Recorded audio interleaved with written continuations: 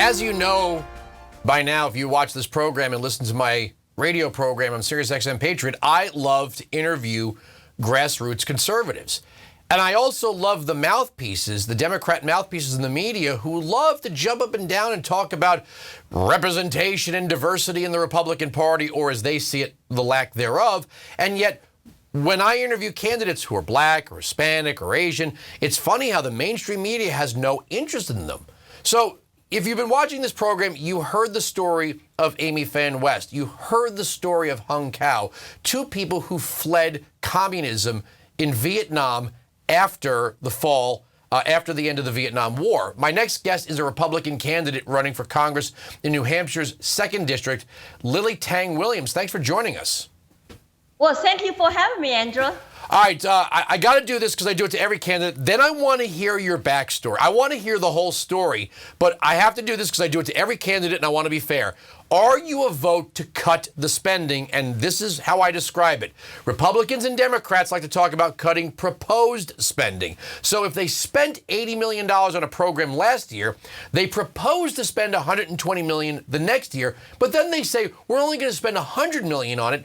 We've cut the budget by $20 million. That's not a $20 million decrease. That's a $20 million increase. The only way to do this correctly is to spend less money, less than that $80 million. So are you a vote to cut the federal budget?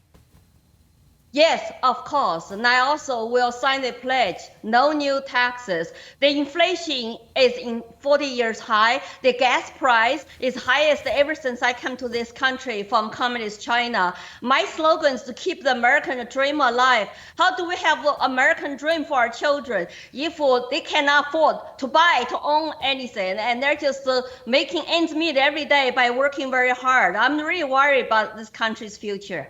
All right, I want to hear the backstory because you fled during the Cultural Revolution. And, when I think of what it must have been like to live under that, well, I can't because I have no experiences like that. But I don't think enough young people in this country who are being force-fed the sort of vacation brochure version of socialism and communism really understand who Mao was, what the Little Red Book was, which I've read, and what the Cultural Revolution was. Well, actually, I grew up through Mao's Cultural Revolution. I was 2 years old. And when he died, I was 12. And I took another few years to go to college and trying to figure out what happened to us. But by the time I fled China, I was almost 24 years old. And I did hold Mao's book. I recognized that whatever we are doing today in our country, use the tactics and terms of communists in China and take their playbooks. And I'm just trying to run as a Republican candidate to come out, warn people, educate our people to say, we don't want to go down that path. Life under communism is absolute nightmare and horrible. And the socialism will lead to communism. And that's what I'm trying to prevent from this happening here. So how did you end up in New Hampshire, one of the freest states in the Union? How did you land in New Hampshire? Well, I have friends here, and I also heard about the most famous motto really resonate with my beliefs, which is live free or die. New Hampshire is a very beautiful state, and the people here are very independent-minded, and I just feel extremely welcome, even though according to the radical left rhetoric, this is a very white state, 90% white people. I should be oppressed here, but I'm very welcomed here, and I love this state. All right, so let's talk about some of the major issues. Immigration, we have a border that is not secure. We have a Title 42 provision that's hanging by a thread. If and when it goes away, which I think it's going to go away, 20,000 people per day is the estimate are going to cross the border illegally. Are you a vote to secure the border?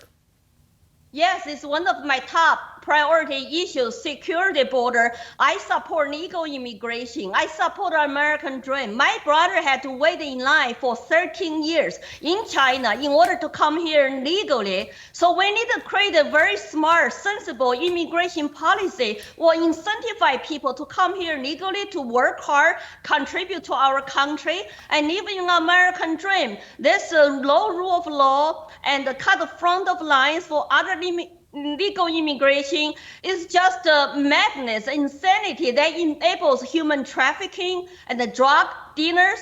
And it's just heartbroken to watch those people take such a lifetime risks and pay lots of money and come here sometimes with, separated from their own families back home.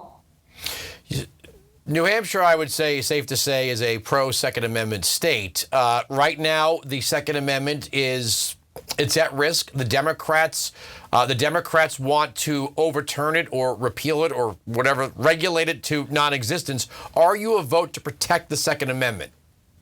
Well, I have a famous AR-15 picture that lots of people saw it on my, social media.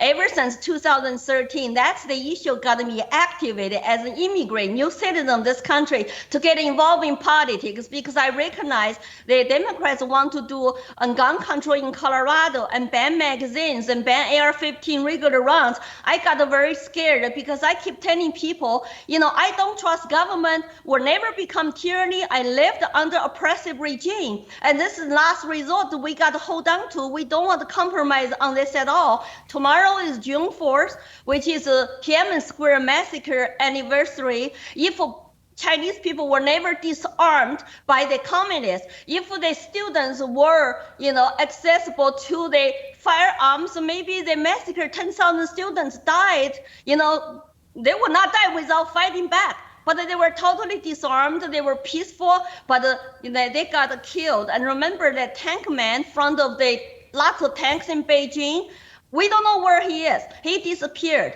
And today China is locked down like 1/4 of its population under COVID, public health excuses.